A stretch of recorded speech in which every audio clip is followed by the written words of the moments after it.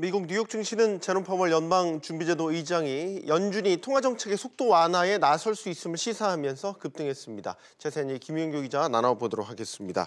자, 김 기자, 네. 일단 마감 사항부터 정리를 해주시죠. 네, 오늘 뉴욕 증시 3대 주요 지수는 모두 급등했습니다. 다우지수와 S&P 지수 그리고 나스닥 모두 2% 넘게 큰 상승폭을 보였는데요.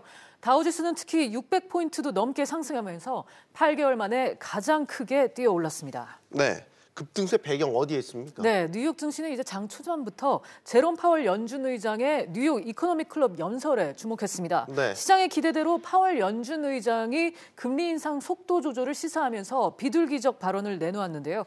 지난달만 해도 파월 의장은 연준의 기준금리가 중립금리에서 아주 멀다고 했는데 오늘은 기준금리가 중립금리보다 조금 아래에 있다 이렇게 말한 겁니다. 이 발언은 파월 의장이 금리 인상을 서둘러야 한다는 기존의 입장에서 한 발 물러선 걸로 풀이되고 있습니다. 파월 의장의 발언 한번 직접 들어보겠습니다. Interest rates are still low by historical standards, and they remain just below the range of estimates of that level that would be neutral for the economy, that is neither speeding up nor slowing down growth.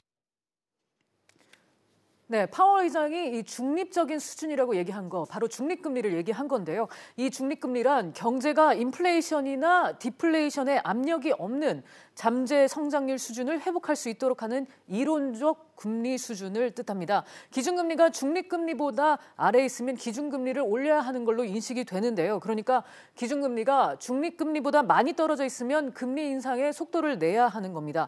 파월 의장이 현재 기준금리와 비교했을 때 중립금리가 바로 아래에 있다 이렇게 말한 것을 기준금리가 중립금리 바로 아래에 있다고 말을 하면서 금리 인상을 서두르지 않아도 된다고 시사한 것으로 해석이 됩니다. 또 하나 눈여겨보게 되는 것은 오늘 파월 의장의 연설이 도널드 트럼프 미국 대통령이 파월 의장을 직설적으로 비판한 이후에 나온 거란 말입니다. 그렇습니다. 도널드 트럼프 미국 대통령이 어제 이제 워싱턴 포스트와 인터뷰를 했는데요. 거기에서 파월 연준 의장을 직설적으로 맹비난했습니다. 자신이 제롬 파월 의장을 임명한 것이 만족스럽지 않다면서 누구를 탓하려는 건 아니지만 연준이 하는 일은 잘못됐다 이렇게 말을 했습니다. 트럼프 대통령은 그동안 연준의 기준금리 인상 기조에 대해서 꾸준히 비판을 해왔는데요.